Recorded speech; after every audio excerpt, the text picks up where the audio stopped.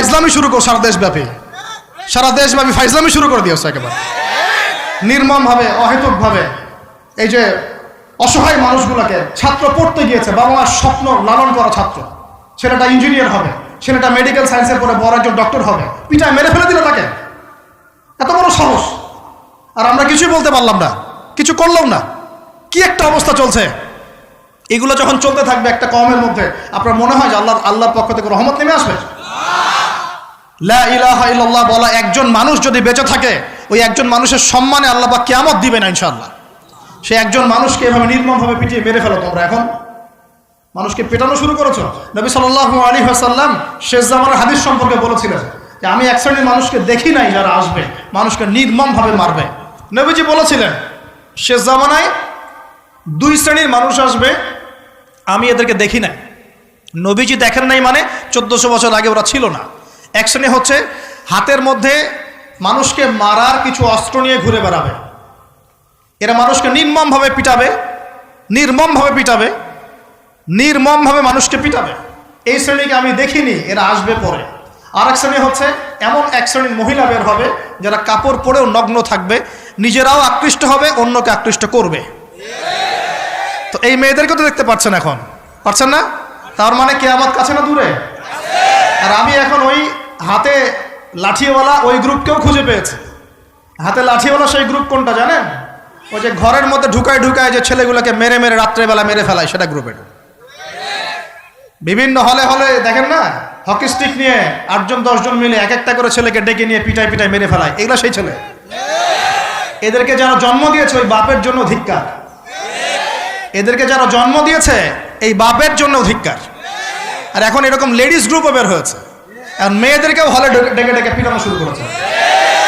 তোমরা কি মনে করো যে 5 জন 6 জন 10 জন মিলে একজনকে সারা রাত টর্চার করে মেরে ফেলানোর মধ্যে সুপুরুষ? তুমি সুপুরুষ, তুমি অনেক বড় বীর। সাহসটাকে তুমি একজন মারামারি করে দেখাও না দেখি। তোমরা এত বড় সাহস, তাহলে একজন মারামারি করে দেখাও না। আসো রিংয়ের মধ্যে আসো, তারপর দেখি তোমার কত শক্তি, আমাদের কত শক্তি। একজন 1-on-1 ব্যাটেলে আসো দেখি। খালি হাতে 1-on-1 ব্যাটেলে আসো। 8 জন 10 জন মিলে একটা বুয়েটের ছেলে, একটা মেডিকেলের ছেলে, একটা অমুকের ছেলে, তমুকের ছেলে, বাবা মায়ের স্বপ্ন লালন করা ছেলেগুলোকে ঘরের মধ্যে ঢুকাবা, সারা রাত পিটায় মেরে ফেলবা, এটাকে তোমরা সাফল্য মনে করো, বীরত্ব মনে করো? এই ছেলেগুলোকে জন্ম দিয়েছে যে পিতা মাতায়, এদের জন্য ধিক্কার আমার পক্ষ থেকে। আপনারা এইসব সন্তান জন্ম দিতে গেলেন কেন? খিদির আলাইহিস সালাম বেঁচে থাকলে ছোটবেলায় মেরে ফেলতো এদেরকে।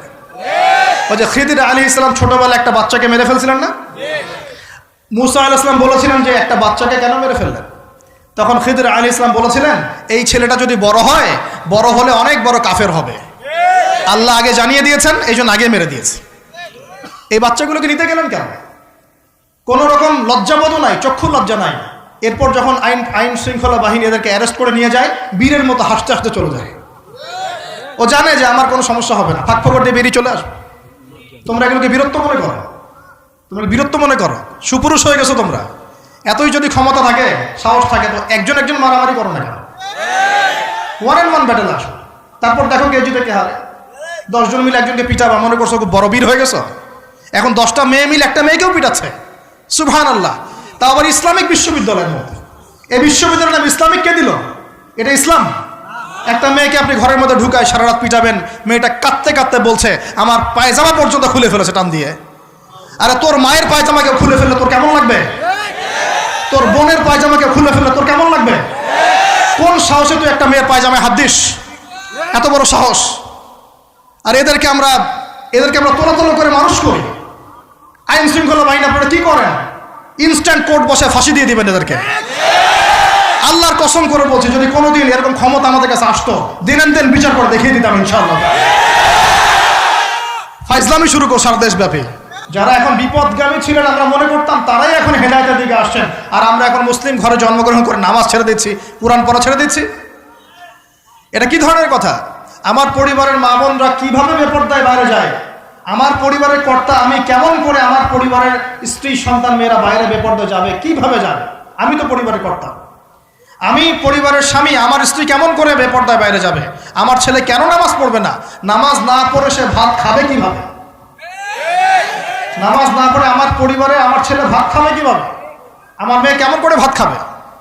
অতএব পরিবারটাকে শক্ত করেন, হালাল খান, সামাজিকভাবে ইসলামটাকে এগিয়ে নেন, ইনশাআল্লাহ দেখবেন একদিন বড় পরিসরে ইসলাম কায়েম হয়ে যাবে ইনশাআল্লাহ। আর আমরা কারোর জন্য বদদোয়া করব না, আমরা দোয়া করব আল্লাহ পাক যেন ঊর্ধ্বতন কর্তৃপক্ষ সবাইকে হেদায়েত দান করেন এবং অন্যায়ের বিরুদ্ধে দাঁড়ানোর তৌফিক দান করেন, এবং তাদের হাতে হলেও আল্লাহ পাক যেন ন্যায় প্রতিষ্ঠা করার তৌফিক দান করেন। আর ন্যায় কোনটা অন্যায়, এগুলো এসব প্রোটেস্ট্যান্ট মুসলিমরা আপনাদেরকে শেখাতে পারবে না।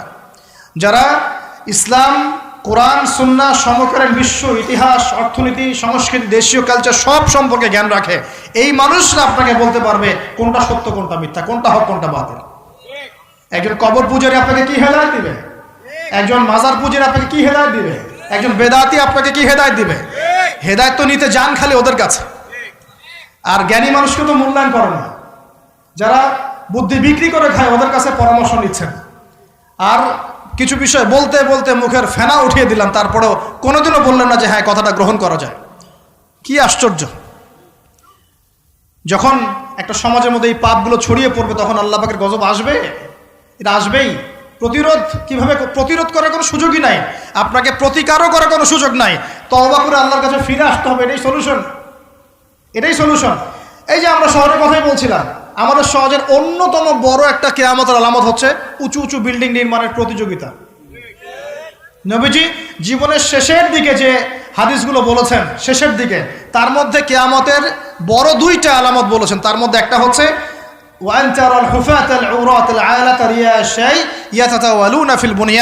যখন দেখবে সমাজের সবচেয়ে নিম্ন শ্রেণীর মানুষেরা, রাখাল টাইপের মানুষ, গায়ে জামা নাই, পায়ে স্যান্ডেল নাই, উঁচু উঁচু বিল্ডিং নির্মাণের প্রতিযোগিতা করছে।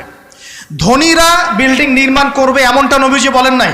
নবীজি বলছেন গরিব, ফকির, মিসকিন, গায়ে কাপড় নাই, স্যান্ডেল নাই, এরা বিল্ডিং নির্মাণ করবে না, প্রতিযোগিতা করবে একে অপরের সাথে। এখনকার আরব বিশ্বটার জাজল্যমান দৃষ্টান্ত। অনেক সলফে সালেহিন বলেছেন যে এই হাদিস থেকে আরবদেরকে ইশারা করা হয়েছে। এটা আমাদের ঢাকার মধ্যে চলে আসছে। কালকে যার এক জাররা টাকা পয়সা ছিল না, আজকে 10 তলা 20 তলা ফ্ল্যাটের মালিক। কিভাবে সম্ভব? সুদের মধ্য দিয়ে সম্ভব, দুর্নীতির মধ্য দিয়ে সম্ভব, কালো টাকার মধ্য দিয়ে সম্ভব, অন্যের সম্পদ অন্যায়ভাবে হস্তক্ষেপ করার মধ্য দিয়ে সম্ভব। আর মাশাআল্লাহ, যার একটা 5-10 তলা বাড়ি আছে আমাদের শহরে, অন্য মানুষকে মানুষই মনে করে না, ভাড়াটিয়াকে মনে করে যে তেলাপোকা, ককরোচ, ছিছি করে তার আছে। কত যে শর্ত! কোনো সময় এমনও হয়েছে মানে বাড়ি ভাড়া চাইতে গিয়ে যে বেইজ্জত হতে হয়েছে, মনে হলো যে বাড়ি ভাড়া চাইতে গিয়ে মানে নিজের সম্মান নিজে নষ্ট করে ফেললাম আর কি। সুবহানাল্লাহ। কারণ যখন নিম্ন শ্রেণীর মানুষের কাছে অর্থ আসে তখন কিন্তু এদের মধ্যে কালচার আসে না। সম্পদ আসে ঠিকই, কিন্তু কালচার, সভ্যতা আসে না। তারা অসভ্যই থেকে যায়। কাকে সম্মান দিতে হবে, কাকে দিতে হবে না সেটাও জানে না। কথা বুঝতে পারছেন? এটা আমাদের সমাজ এখন চলছে, হাইলি কনস্ট্রাক্টেড বিল্ডিংসের প্রতিযোগিতা। আর আমরা বলবো কেন, এই যে এখনকার সেকুলার রিপোর্টগুলোই বলছে বেশিরভাগ বিল্ডিংয়েরই দেখা যায় যে কোনো রকমের ভিত্তি নাই। এই 5-6 মাত্রা ভূমিকম্প হলেই সব ধরধর করে পড়ে যাবে। আরও এই যে অহংকার, আমি একটা ফ্ল্যাটের মালিক। ঢাকা শহরে মনে হচ্ছে যেন পরিচয়ের মানদণ্ড হচ্ছে এটাই। জিজ্ঞাসা যদি করেন যে ভাই আপনার নাম কি করেন, বলবে ওই যে ফ্ল্যাটটা দেখছেন 10 তলা, ওইটা আমার। ভাবখানা এমন যে এটাই তার পরিচয়ের মানদণ্ড। সে কি করে, তার শিক্ষাগত যোগ্যতা কি, কোন প্রফেশন, এগুলো বড় কথা নয়। ওই যে ফ্ল্যাটটা দেখছেন 6 তলা, ওইটা আমার। অনেকে এসে পরিচয় দেয়, আমি অমুক পার্টির অমুক, আমি অমুক পার্টির তমুক, আমি অমুকের সাধারণ সম্পাদক, আমি অমুকের সভাপতি। এগুলো পরিচয়, এগুলোই মানুষের পরিচয়। আমি অমুক দল করি, তমুক দল করি। পরিচয় কি তোমার? তুমি কি এই পরিচয় দিয়ে কাল কিয়ামতের মাঠে আল্লাহর সামনে দাঁড়াবা? তোমার পরিচয়টা কি? পরিচয় হচ্ছে তোমার শিক্ষাগত যোগ্যতা কি, তুমি সমাজকে কতটুকু সার্ভ করতেছ, তোমার ইলমি যোগ্যতা কি, তুমি 5 ওয়াক্ত নামাজ পড়ো কিনা, তুমি ইসলামপন্থী কিনা, তোমার সুন্নত আছে কিনা, তুমি দিনের জন্য কি করো, এগুলো তোমার পরিচয়। আল্লাহ রাব্বুল আলামিন আমাদের কথাগুলো বোঝার তৌফিক দান করুন। আমাদের সমাজে হাইলি কনস্ট্রাক্টেড বিল্ডিংসের এগুলো প্রতিযোগিতা চলছে। দেখেন, বিল্ডিং নির্মাণ করা পাপের কিছু নয়, কিন্তু এগুলোর মধ্য দিয়ে অহংকার করাটাই পাপের। আর অহংকার করলে আল্লাহ পাক এগুলোকে ধসিয়ে দিতে সময় নেবেন না। আল্লাহ পাক আমাদেরকে বোঝার তৌফিক দান করুন। আমাদের সমাজে রন্ধে এগুলো চলছে। আমানতের খেয়ানত, অবিশ্বাস, সুদ চলছে, জেনা চলছে, ফ্ল্যাটে জেনা চলছে, ফ্ল্যাটে জেনা। জেনা মানে শুধু শারীরিক ইলিগেল ফিজিক্যাল রিলেশনশিপই নয়, জেনার মধ্যে চোখের জেনা আছে, কথার জেনা আছে, চলাফেরার জেনা আছে। নবীজি বলেছেন শেষ জামানায় এক শ্রেণী মেয়ে আসবে যারা পুরুষের কাপড় পরে ঘুরবে। এটা দেখার জন্য আপনি ঢাকার শপিং মলে চলে যান, শপিং মলে যান, কিয়ামত দেখতে পারবেন। কিয়ামত কাকে বলে? কিয়ামত কাকে বলে? কেউ কেউ দেখা যায় সুন্দর সুন্দর বোরখা বানিয়ে নিয়েছে, যে বোরখাগুলো পরেও তার মানে শরীরে কাঠামো স্পষ্ট বোঝা যাচ্ছে। এখানে আপনি কাকে দায়ী করবেন, কাকে দোষ দিবেন? অবৈধ সম্পর্ক, অবৈধ সম্পর্ক ঢাকা শহরের রন্ধ্রে রন্ধ্রে ঢুকে গেছে। অবৈধ সম্পর্ক, টিনেজ 8-10 বছর, ক্লাস 8-এ পড়ে, ক্লাস 9-এ পড়ে, 10-এ পড়ে, এদের মধ্যে ইলিগাল সম্পর্ক চলছে। ইউনিভার্সিটিতে পড়ে, স্কুল কলেজ পাশ করে বিশ্ববিদ্যালয়ে গিয়েছে, ব্যাস ও মনে হয় যে একেবারে পাখা ওর গজায় গেছে, যা ইচ্ছা তাই করতে পারে। মেয়েকে দিয়েছেন একটা স্মার্টফোন, ব্যাস নষ্ট হয়ে গেছে। ছেলেকে দিয়েছেন একটা বাইক, ও দেখ মাদকের আসরে বসে আছে। কি একটা অবস্থা! এই যুব সমাজ কি আগামী দিনে ইসলামের পতাকা বহন করবে? এই যুব সমাজকে দিয়ে ইসলামের বিজয় লাভ হবে? নাকি আমাদের একটা ঈমান দীপ্ত যুব সমাজ দরকার? কোনটা? আল্লাহ পাক আমাদের সবাইকে আল্লাহর পক্ষ থেকে ঈমান দান করুন। আর আমি আর লম্বা করতে থাকলে সারা রাত যাবে গা। আমি আপনাকে গুছায় নিয়ে এসে শেষ করে দিচ্ছি যে এর পাশাপাশি কোন কোন পাপ ছিল, যে পাপগুলোর কারণে আল্লাহ পাক এই গজবগুলো দিয়েছিলেন, এবং এই ঢাকা শহর সহ এই বড় বড় শহরগুলা এই পাপের মধ্যে আছে কি না আপনি নিজেই যাচাই করবেন। যাচাই কে করবে? আপনি যাচাই করবেন, আমি যাচাই করব না। 1 নম্বর শিরকের পাপ, আছে না নাই? কুফরির পাপ 2, আছে না নাই? আমানত উঠে যাওয়া, আছে না নাই? আমানত উঠে যায় নাই? কোন জায়গায় আমানত আছে?